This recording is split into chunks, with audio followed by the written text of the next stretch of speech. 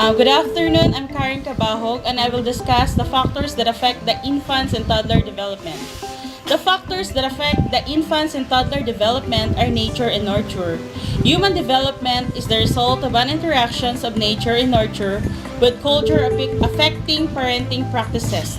The act of nurturing infants and toddlers includes providing warm, responsive relationships, provisions of healthy and safe environment, and having competent caregivers. Children seek out opportunities to learn and build their relationship with other humans for healthy development.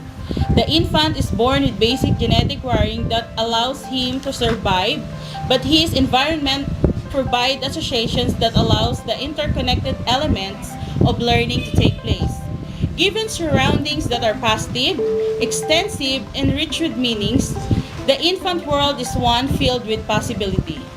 Within the infant's brain, most learning operates in a similar fashion when exposure to new experiences allows the brain to grow, strengthen, and develop. An infant is born with a basic wiring necessary to breathe, eat, sleep, and maintain its bodily functions. Beyond this, it is wholly upon the caregivers to meet the needs of an infant requirements for survival.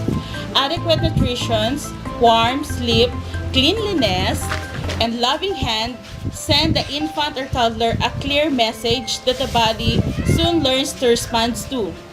Innately, a baby knows to cry, to call attention to itself when a need such a hunger arises.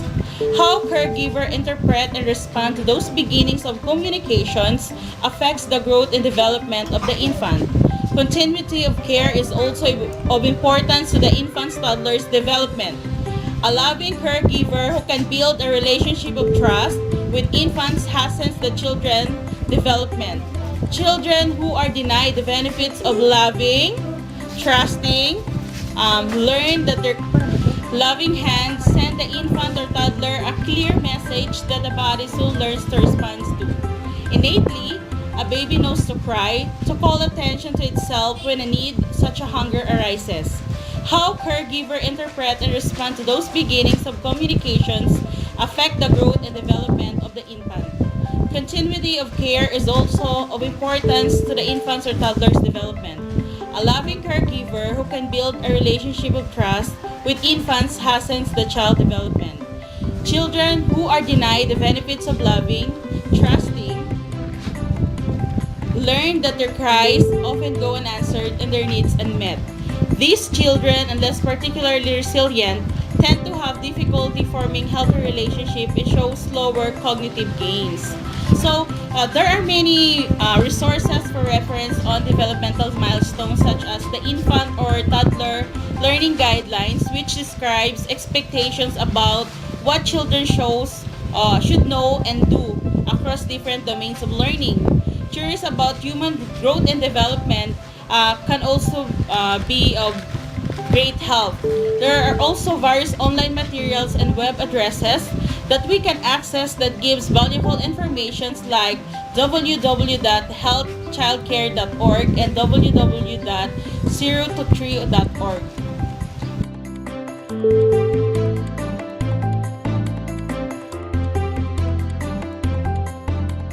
I'm Grace Molina and I'm going to discuss how the integrated nature of infant-toddler development affects overall growth and development.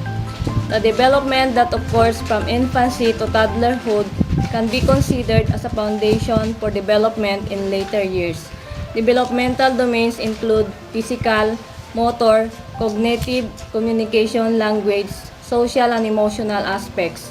These domains are interdependent and integrated with each other. For instance, for language development to occur, cognitive skills must develop first to allow the child to construct concepts.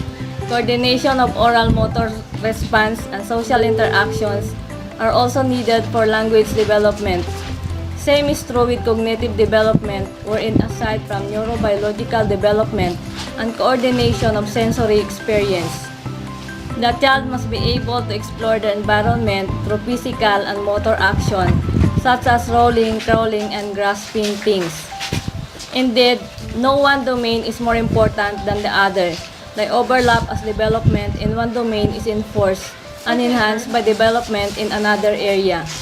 The caregiver must be able to support the holistic development of the child because a developmental disability or delay in one domain will affect other developmental domains, thereby affecting the overall growth and development of the child.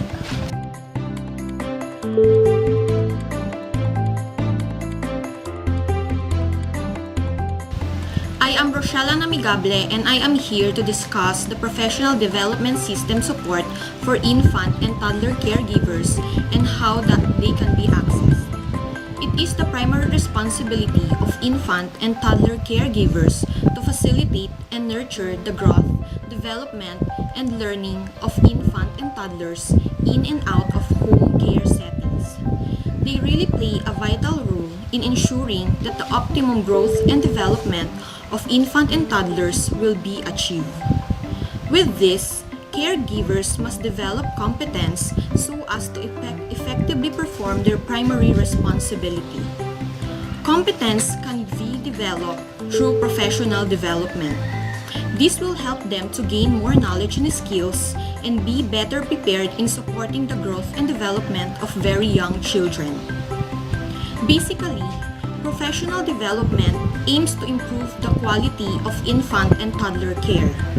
It must be based on a clearly articulated framework, and it must be inclusive of a range of trainings that leads to qualifications and credentials. It must be able to address the needs of adult learners, and it must be accessible. In the United States, they have a wide array of professional development systems and infant-toddler quality support initiatives. They have guidelines in assessing the knowledge and skills of both the caregiver and the child, such as core knowledge and competencies, which is designed for the caregiver, and the other one is the infant-toddler early learning guidelines, which is designed for the child. Professional coaches and consultants are also available in child care settings to provide guidance to infant and toddler caregivers. Here in the Philippines, we also have a wide array of child care trainings and courses being offered by government agencies such as TESDA and other colleges and universities. It ranges from college-level coursework up to 2 or 4-year degrees and advanced degrees. In addition, a task force called Early Childhood Care and Development was launched by our government in order to expand and improve childhood care. RA 8980 or the ECCD law was passed to provide a comprehensive and integrated approach in the delivery, monitoring, and planning of early childhood care and education. Even non-government organizations provide trainings to parents and caregivers about providing proper care to infant and toddlers. For instance, Advanced Behavior Consultants Incorporated or the ABC Incorporated has been providing trainings on how to cope with specific child needs and how to ensure consistency of approach of each child. This professional development system can be accessed online or local government units can provide assistance on how to access it. To sum it up, the improvement of quality care for infants and toddlers is a joint effort of parents, caregivers, and of the government.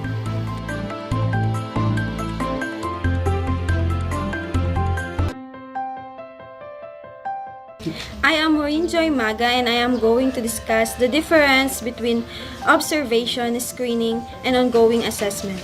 Observation is a process of gathering information that documents a child's growth and development.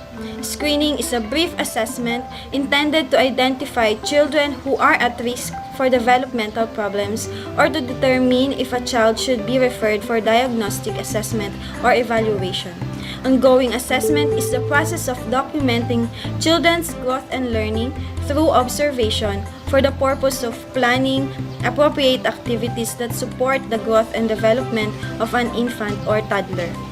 A developmental screening tool is a method that needs to be done in a prescribed way and that has sensitivity and specificity for identifying children with delay in development. Informal eyeballing of children and informal questioning of parents do not work well. There is a good chance of missing problems because of the need of looking at multiple domains in development. A physician asking about walking and other motor skills may miss language and other cognitive deficits. Developmental screenings are done by physicians or other healthcare professionals in clinics and doctors' offices, community health departments, or schools. Screening of children involves examination of all aspects of development, including social or emotional behavior, vision and hearing, motor skills and coordination, cognitive abilities and language and speech. Here in the Philippines, we have our own development screening test designed for Filipino children. It is called the Metro Manila Development Screening Test, which was modified and standardized by Dr. Phoebe Williams from the original Denver Development Test. It is a screening instrument to determine if child's development is within normal. It also evaluates the four aspects of development: the personal social, the fine motor adaptive, language, and gross motor. Babies have short attention spans, particularly if what they are being asked to do does not interest them, and they express strong feelings if a toy they are happily playing with is removed. They are strongly affected by contextual factors. If the baby is hot, cold, tired, hungry, afraid, or not interested, it is unlikely that you will get a valid assessment of his development. In addition, a child's developmental level and cultural background can affect how she approaches assessment tasks. For example, during periods of stranger anxiety, it will be difficult for an infant to interact easily with an unfamiliar adult. Moreover, infants and toddlers' limited language skills do not allow them to tell you what they know. Instead, adults must decipher non-verbal cues, vocalizations, and body language.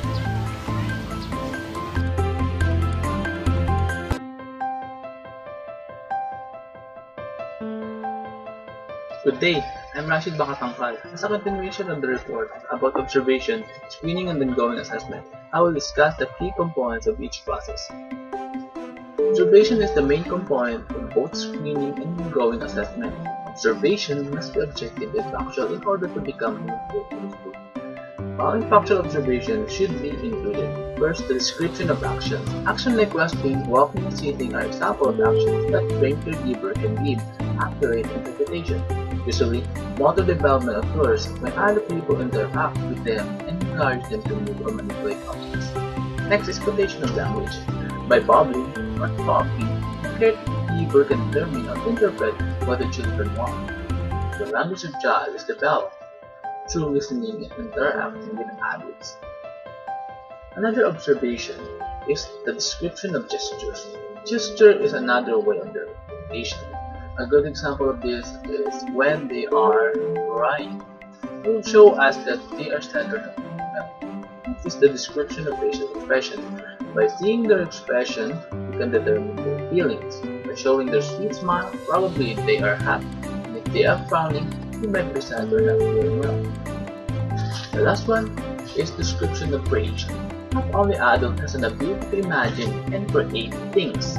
Infants or toddlers also have an ability to imagine and create. Sometimes they are showing their imagination through drawings, and by their drawings, we can make an interpretation, like what they want to become or what they feel. The next process is developmental screening. Again, observation is the main component of this process. Another to consider is the screening tool. The screening tool aids the caregiver to determine if an infant or toddler needs further evaluation. The screening tool can provide a snapshot or a quick look of major developmental milestones across domains. It assures the development progress scientifically. If the screening shows that the child failed to achieve the milestone or indicator that needed for his age, then he is subjected for further assessment to gain more accurate representation of child's development. This process is mandated requirement in primary healthcare provider. Infants or toddlers are recommended to visit healthcare provider at least 12 times during their first 3 years. Infant-toddler developmental screening provides broad insight into physical health, approaches to learning, social and emotional development, language and communication, cognitive development and general knowledge, motor development, vision and hearing, and raise a red flag that warrant further observation. The following are the key considerations in selecting standardized screening tools. Number 1. Is the tool reliable and valid? When comparing two different screening assessed by two caregivers, you can learn whether the tool is reliable. For example, if the results of two assessments are similar, then the tool is reliable. Validity is the measure of whether or not the tool actually measures what it is designed to measure. Reliability and validity information should be available for any tool considered by a program, else the tool must not be used due to lack of evidence that it is accurate. Number 2. Who can administer the tool? Parents and infant toddler caregivers can administer screening tools, but some require specialized training to administer. Number 3. Is the tool normed on populations similar to the children being screened? In the creation of the screening or assessment tool, norming is a process in which the screen is conducted on samples of children to establish tests of the levels performed by various subgroups. The result may not accurately represent a full range of different among different people of children. Number 4. Is the tool culturally and linguistically appropriate? Knowledge of ethnic background of the community in which you conduct a screening program is essential. Selecting an appropriate developmental or social-emotional screening instrument. Different communities vary greatly in their diversity. Number 5. How long will screening take? If the tool is administered through intentional interaction in one sitting, the length of the time required is an important consideration when screening infants and toddlers. Number 6. Does the tool cover the age range needed?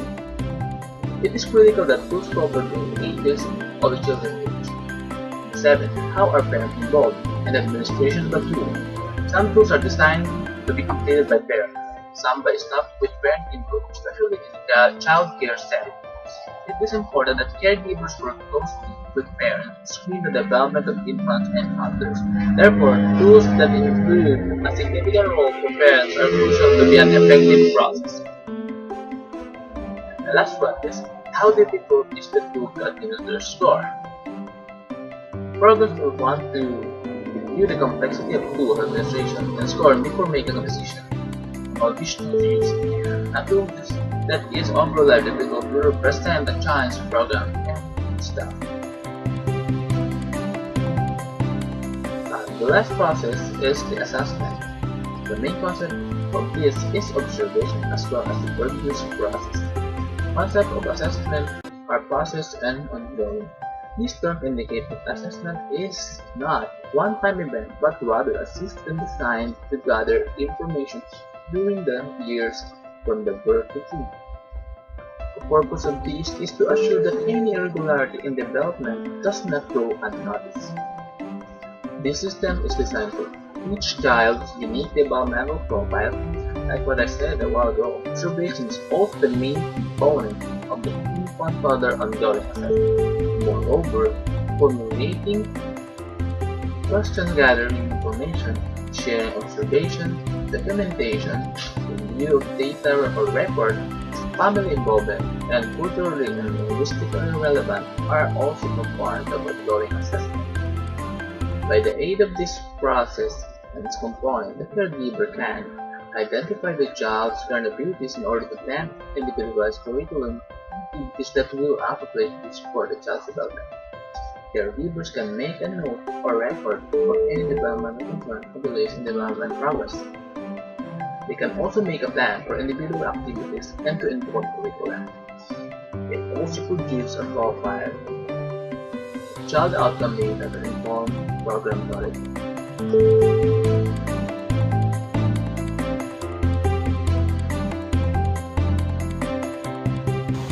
I am Peter Jingle and I am here to discuss the importance of coordinating referrals with the family and other care providers. It is important to coordinate referrals with the family and other care providers such as medical and dental homes, therapists, and additional child care providers, so that the child's development go unhindered. That we may be able to put together the image of the child's progress and identify the weak areas which needs improvement and and to further enhance the child's strengths. Coordinating with others will allow us to figure out possible red flags and predict or anticipate possible problems. These professionals, the child development will progress much more smoothly. The medical and dental homes and other care providers can fully help the child in his and her development.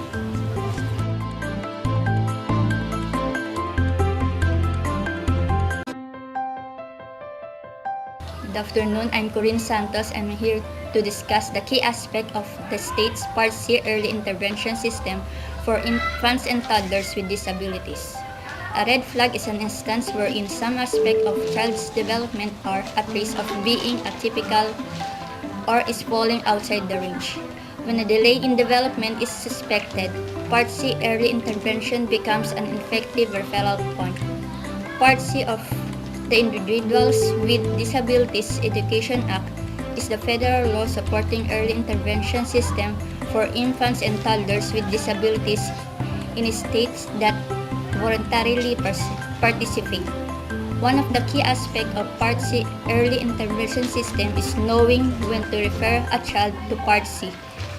This is dependent on the state's eligibility criteria. It is also important to note that parents' approval and consents are necessary before a referral is made. If the child has been determined to be eligible, after multidisciplinary evaluation, an individualized family service plan or IFSP is developed to address early intervention priorities, desired outcomes, and services. Infant toddlers caregivers can serve as important members of a child early intervention team. Another key aspect is that the early intervention services must be delivered in the child's natural environment, which includes community settings and child care settings to enhance the capacity of caregivers to support the child development. Lastly, Part C early intervention programs aim to facilitate a child's transition from the Part C to Part B.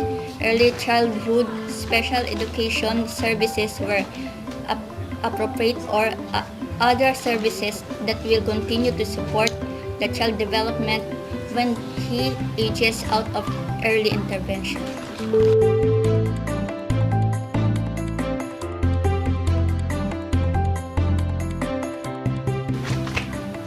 Good afternoon, I'm Fina D. Molina.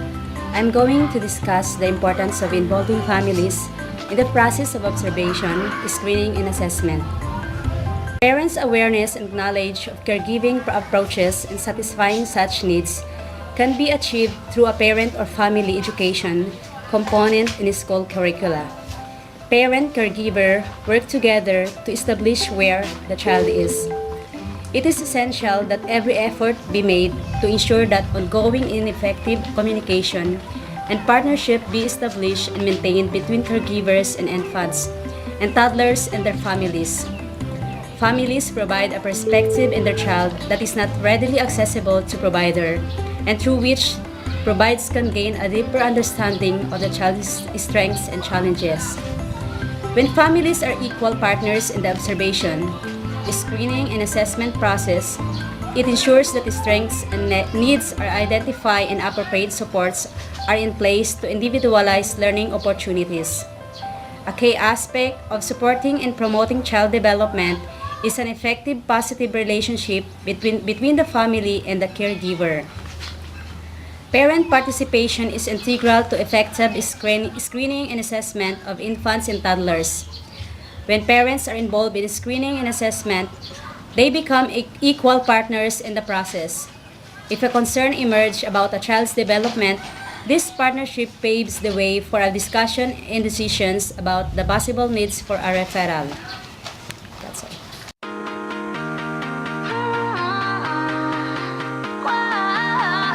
It's